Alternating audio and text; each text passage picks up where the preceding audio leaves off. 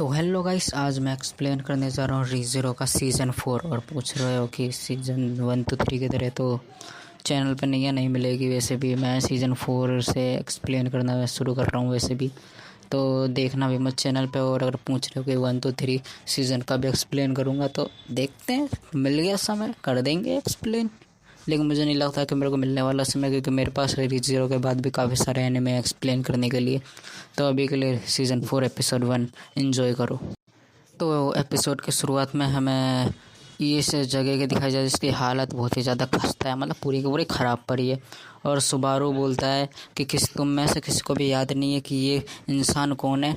और ये इंसान बोलता है कि कोशिश मत करो, इन्हें याद नहीं आएगा। और सुबारू बोलता है तुम्हें ये जाना पहचाना लग रहा होगा, लेकिन ये भी एक ग्लूटनी के एक विक्टिम में से एक है। ग्लूटनी ने अभी तक जितने भी उसके विक्टिम बने, या तो उनकी यादें चली गई क्रश की तरह, या फिर रैम की तरह उनके नाम खाली गए और इसकी जैसी हालत हो गई। लेकिन इसकी तरह इसका थोड़ा फंडा अलग है। तो तभी फ्लिक्स बोलती है कि क्या ये बाकियों से अलग है। और तभी रेनहार्ड बोलता है देखने से लगता है तुम्हारे पास नाइट के कपड़े हैं, तो शायद हम करीब हुआ करते होंगे। और सुबारू जूलियस इसका नाम वैसे जुकूलियस है। जूलियस बोलता है कि मैं तुम दोनों को सच में अपना करीबी मानता था, सुबारू को। तभी ये अनास्तासिया, इस लड़की का नाम अनास्तासिया, ये बोलती है कि सिर्फ इतनी सी बात नहीं है, पूरे शहर में लस्ट के काफ़ी सारे विक्टिम और ग्लूटनी के भी काफ़ी सारे विक्टिम है। और बोलते हैं कि हमने एक आर्च बिशप को पकड़ा ज़रूर है, लेकिन उससे कोई जानकारी नहीं मिलने वाली। जानते ही हो serious the which of Wraith, उससे कोई जानकारी वैसे भी ना घंटा नहीं मिलने वाली।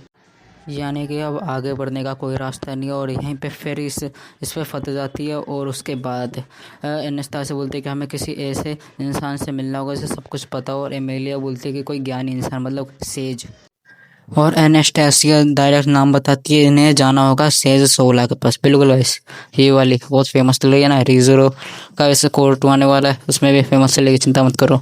तो इन्हें इनसे मिलना होगा जो 3 महावीरों में से हैं। हाँ, हिंदी तो मैं एक्सप्लेन कर रहा हूँ ना इस हिंदी में एनीमे देख रहा हूँ ना, इसलिए महावीर हैं। इंग्लिश में शायद लेजेंड होगा। अब सुबारू बोलता है कि 3 महान युद्ध, पहला स्वॉर्ड यानी अपना रेनहा, दूसरा डिवाइन ड्रैगन कुछ पता नहीं उसका, तीसरा ये सेज 16। तो ये सेज 16 वो एक वॉच टावर में लेटी वॉच टावर में है, जो विच ऑफ एनवी पे नज़र रखने के लिए बनाई गई। और विच ऑफ एनवी कौन है? जिसने सुबारू को ये कर्ज दिया रिटर्न बाय डेथ का। और अभी हमें एक फ्लैशबैक दिखाया जाता है जिसमें ओटो बोलता है कि वॉच टावर जहाँ है वो है बहुत ख़तरनाक जगह है, जिसे तुम भी पार नहीं कर पाए थे रेनहार्ड। बिल्कुल वैसे रेनहार्ड भी उसे पार नहीं कर पाया था, सॉरी रेन गोट भी उसे पार नहीं कर पाया था।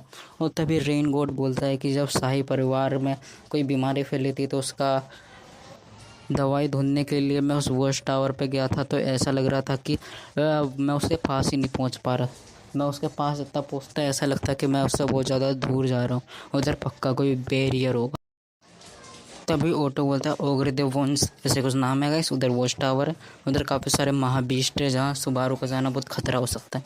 और मैं पहले बता दूँ गाइस, ये फ्लैशबैक नहीं है, ये बस दिखाया जा रहा है कि लुगनिका में क्या हो रहा है। और रेनहार्ड बोलता है कि इधर बहुत लोगों को हमारी ज़रूरत है और हमें उस आर्च बिशप को राजधानी लेके भी जाना है। तभी गाइस हम गारफील्ड पे आते हैं। तो गारफील्ड अपने इधर घर आया है अपने मम्मी से मिलने के लिए, जिसे पता ही नहीं है कि वो उसका बेटा है। बिल्कुल सही समझी। और गारफील्ड की बात करें तो मैं इसलिए इतनी छोटी सी जानकारी देना चाहूँगा कि गारफील्ड सुबारू को अपना बॉस मानता है। और उनकी दोस्ती हुई थी सीज़न 2 में, जब वो सेंचुरी गए थे सेंचुरी को फ्री करने के लिए। तभी गाइस सीन शिफ्ट हो जाता है इन लोगों के बीच, जहाँ सुबारू को तो गाइस ऐसा लग रहा है 4-5 दिन से सोया नहीं है। और जो बोल रहा होता है कि एक ऐसा रास्ता जिसे रेनहार्ड भी पार नहीं कर पाया, ये सुन के लग रहा है कि हमसे तो ना हो पाएगा। और उसके बाद गाइस बेटी उसे बोलती है कि तुम कुछ ज़्यादा ही ओवर थिंकिंग कर रहे हो, इससे हमारे स्किलशिप के बीच दिक्कत हो सकती है। और फिर सुबारू उसके गाल खींचने लगता है। तो इससे क्या है, fantasy anime for a reason. और उसके बाद एमिलिया आती है जो बेटी को बोलती है बीट रेस्ट, मैं बेटी बी को बोलूँगा, ठीक है। तो जो बीको को बोलती है कि चलो रात हो चुकी है, हम साथ में सोएंगे। वैसे मैं भी सोना, मेरा मतलब आगे चलते हैं आगे, ठीक है। तो बी को बोलती है कि ज़्यादा देर तक जगे रहना अब सेहत के लिए अच्छा नहीं होता। फिर वो सोने चली जाती है और उसके बाद सुबारू और ये एनास्तासिया दोनों साथ में बैठे होते। और उससे पहले एक चीज़ है, ये लोग सो रहे, जूलियस बैठे बैठे सो गया। उसके बाद अनास्तासिया बोलती है सुबारू को कि तुम्हें सो जाना चाहिए, और सुबारू बोलता है कि ये हाईवे भले ही सुरक्षित हो फिर भी हमें निगरानी रखनी चाहिए। और फिर अनास्तासिया बोलती है कि हमारे पास सच में लोगों की कमी है, अच्छा होता कि रिकार्डो भी हमारे साथ चलता है। रिकार्डो की बात करती है भेड़िया इंसान, बिल्कुल गाइस वेयरवुल्फ, इसका एक हाथ कटा हुआ है इसलिए ये इनसे लेके नहीं आए। और उसके बाद सुबारू एक खतरनाक चीज़ बोलता है, वो बोलता है तुम्हें नहीं लगता तुम्हें सच बोल देना चाहिए, तुम लेडी अनास्तासिया नहीं हो, तुम बस उसकी कॉपी करने की कोशिश करो, मतलब उसकी आवाज़ की जैसे, ठीक है। और फिर अनास्तासिया बोलती है कि तुम्हें कैसे पता चला। और फिर उसके बाद सुबारू बोलता है कि अनास्तासिया कभी भी अपने करीबी, मतलब भैया रिकार्डो है ना, ये इसके सेना का, ये मतलब इनका एक कैंप है, उन्हीं के सेना का होगा कोई सैनिक, मुझे क्या पता, मतलब पता है पर मैं भूल चुका हूँ, सीज़न 1 डे हुआ काफ़ी टाइम हो गया। और उसके बाद सुबारू बोलता है कि तुम कभी उसके लिए ऐसा नहीं बोलोगी क्योंकि वो तुम्हारी सेना में से आता है। और बोलता है कि अनास्तासिया जो है वो, देखो रिकार्डो जख्मी है और अनास्तासिया जो होती है वो इनके लिए ऐसी बात नहीं करती, लेकिन इसने की, इसलिए सुबारू समझ गया कि ये अनास्तासिया नहीं है। देखो कितनी आराम से समझाती है मैंने। उसके बाद अनास्तासिया बोलती है कि अगर ऐसे लोगों को मेरी आइडेंटिटी के बारे में पता चल गया तो फिर मेरे भेस बदलने का तो कोई रूप ही नहीं है। फिर सुबारू बोलता है इसका मतलब पहले से किसी और को पता है। और अनास्तासिया बोलती है कि प्रिस्सिला को पता है। और उसके बाद अनास्तासिया जो बोलती है ना, उससे सुबारू का सब पता जाता है, मतलब उसके होश ही उड़ जाते हैं, सीधी सी बात गाइस, उसके होश ही उड़ जाते हैं। एक बार खुद इसका चेहरा देखो। और अनास्तासिया बोलती है एक्कीडना, एक्कीडना, मेरा नाम एक्कीडना है। और उसके बाद सुबारू बोलता है ये तुम क्या बकवास कर रही हो, और कहीं प्रिस्टेला में जो तबाही हुई थी उसके पीछे तुम्हारा हाथ तो नहीं, जो शुरुआत में जो जगह दिखाई गई थी ना वही है प्रिस्टेला। और आगे अनास्तासिया बोलते हैं कि वो एक आर्टिफिशियल स्पिरिट है, बीटीएस की तरह, क्योंकि बीटीएस पे एक आर्टिफिशियल स्पिरिट। और सुबारू बोलता है कि तुम एक बहरूपिया विच हो और एक्कीडना द आर्टिफिशियल स्पिरिट है। बिकले मैं से एक्कीडना ही कहूँगा क्योंकि अनास्तासिया तो निकली नहीं। हाँ, तो फिर ये आर्टिफिशियल विच या फिर आर्टिफिशियल स्पिरिट कहती है कि अनास्तासिया को वो कोई चोटी पहुँचाएगी और इससे उसके साथ रहते हुए 10 साल हो गए। मुझे कुछ नहीं सुनना। एक मिनट, क्या कहा तुमने, 10 साल से ऊपर हो गए? उसके बाद गए इसे आर्टिफिशियल स्पिरिट बोलती है कि इसे सिर्फ इतना पता है कि वो एक आर्टिफिशियल स्पिरिट है और इसका नाम एक्कीडना है। और आगे ये बताते हैं कि जो ये अनास्तासिया है ना, इसके पास जो लोमड़ी का ये मफलर है, असल में ये उसी में रहती थी, लेकिन फिर इसने अनास्तासिया के ऊपर ना ऐसे काबू कर लिया और अभी के लिए अनास्तासिया सो रही है और इसने इसके शरीर पे कब्जा करके रखा है 10 साल से। और कहती है कि इसका जो डिफेक्टिव गेट है ये उससे जादू का भी इस्तेमाल कर सकती है। और सुबारू बोलते हैं कि इसके तुम डिफेक्टिव गेट से अगर जादू का इस्तेमाल करोगे तो इसका शरीर को कुछ नहीं होगा। और अनास्तासिया बोलते हैं कि अगर उसने उसकी एज कम ना की होती तो अब तक तो वो मरी चुकी होती। और इसने ये सब करने से पहले अनास्तासिया की मजबूरी, क्या बोलते हैं, मजबूरी, मंजूरी ली थी। और सुबारू बोलता है कि तुम फिर से स्लोमरी के अंदर क्यों नहीं चले जाते, मतलब इस मफलर के अंदर। और एक्कीडना बोलती है कि अगर वो जा पाते तो पहले ही चली जाते, लेकिन ये जा ही नहीं पा रही और इसीलिए वो सहज 16 से सवाल पूछने वाली है इसके लिए। और सुबारू की बात करें तो वो भी किसी ऐसे जो लोगों ने कहा मैं ऐसे लस्ट के एक लुटने के विक्टिम है, उनके लिए तो सवाल पूछेगा, लेकिन उसके साथ ये रैम के लिए भी वो सवाल पूछेगा कि रैम को कैसे उसकी सारी की सारी मेमोरीज दिलाई जा सके। मिस क्रस्ट का भी पूछ ही लेगा उसी वक्त। और सुबारू फिर उसके बाद बोलता है कि मतलब इन सब के बीच हम दोनों के बीच एक दूसरे का मकसद बिल्कुल भी नहीं आ रहा। उसके बाद सुबारू बोलता है कि तुम ये बात किसी को नहीं बताओगे कि तुमने लेडी अनास्तासिया के शरीर पर कब्जा कर लिया, ना ही जूलियस को और ना ही किसी को भी। और उसके बाद ये क्या नाम है इसका, फिर से बोलिए इसका, अनास्तासिया, अभी तो बोला मैंने, सॉरी गाइस। तो ये जो अनास्तासिया है ये बोलती है कि अब मैं रोसवाल के यहाँ जाना है, रोसवा, क्योंकि वहाँ तुम्हारी सोई हुई राजकुमारी है जिसे तुम लेके जाओगे। और ये लोग पहुँच जाते हैं रोसवाल के यहाँ। और रोसवाल का ये जो लुक है ना गाइस, वैसे तो मैंने सीज़न 1 to 3 एक्सप्लेन नहीं किया, वरना मैं तभी बोल देता, लेकिन अभी सीज़न 4 एक्सप्लेन कर रहा हूँ तो बोल दे रहा हूँ अभी का भी ओरोचिमारू और हिसुका का कॉम्बिनेशन लग रहा है, सच्ची बता रहा हूँ।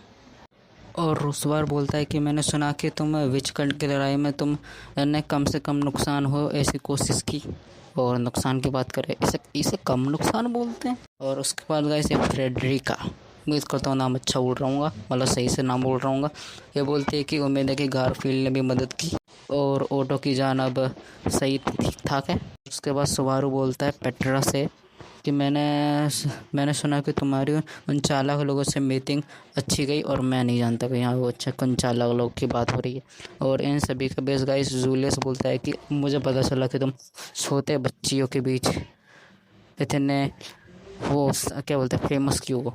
और गाइस पता नहीं मुझे, मेरे दिमाग में भी वो चीज़ क्यों आ रही है। और इन सब के बीच रोसवाल बोलता है कि तुम भी ग्लटनी के विक्टिम में से जूलियस को बोलता है, ठीक है गाइस। और उसके बाद सुबारू को बोलता है कि तुम यहाँ रेम को लेने आए हो तो लेके जाओ, लेकिन उधर जाने से पहले तुम उस तहखाने में जो लड़की है तुम उससे मिलने आए हो ना। और गाइस तहखाने में जो लड़की है उसका नाम है मेली, जो असल में गाइस एपिसोड 1 में वो क्या नाम एल्सा की बहन है शायद। मैंने फ्राइडे फ्रूट में तो यही था, वैसे अभी नहीं पता मेरे को। उसके बाद सुबारू मिली के पास जाता और गाइस चेहरा देख लो पहले।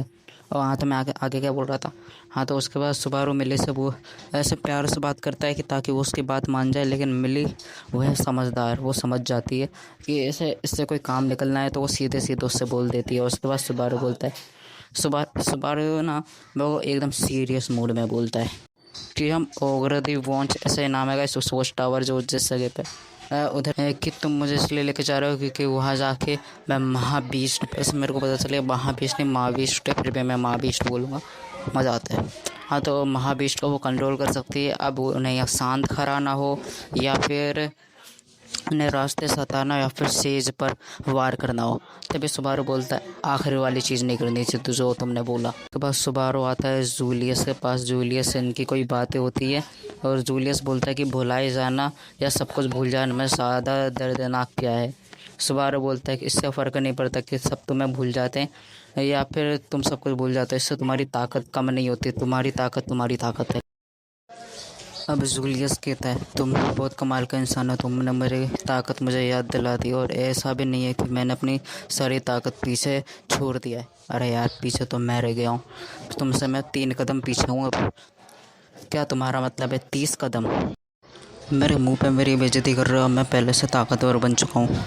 और फिर उसके बाद सुबारू गाइस ये हॉलवे में चल रहा होता है और तभी गाइस ये राम आ जाती है और राम बोलती है कि मैंने उस लड़की के कपड़े बदल दिए, उसे नहला भी दिया है और उसकी देखभाल भी कर दी है, तुम उसे सफ़र में ले जाने वाले हो। भेड़िए की तरह मत देखो, अच्छा नहीं लगता। अरे मैंने तो कुछ किया ही नहीं, फिर भी मुझे ये सब सुनने को क्यों मिल रहा है। और फिर सुबारू रैम के पास चला जाता है कमरे में, और यहाँ इनकी कुछ ज़्यादा बातें नहीं होती, इमोशनल बातें ही होती है। और लास्ट में बस बार बोलता है कि मैं तुम्हें वापस ला के रहूँगा रैम।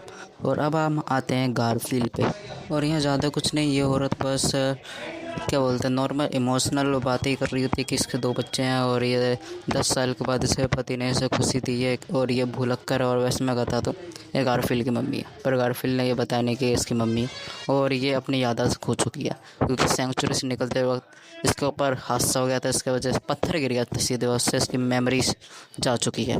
और ना गारफील्ड बस इनसे मिलने आया, लेकिन इसने बताया नहीं कि ये इसकी मम्मी है। और फिर गारफील्ड की मम्मी से पूछते कि ऐसे कौन सा कारण कि तुम हमसे मिलने आते हो। गारफील्ड बोलता है वजह ये कि आप भुलक कर हैं, मतलब ये डायरेक्ट नहीं बोलता है, ये आखिर में आके बोलता है। और फिर गारफील्ड की मम्मी बोलती है कि तुम बिल्कुल सच कह रहे हो।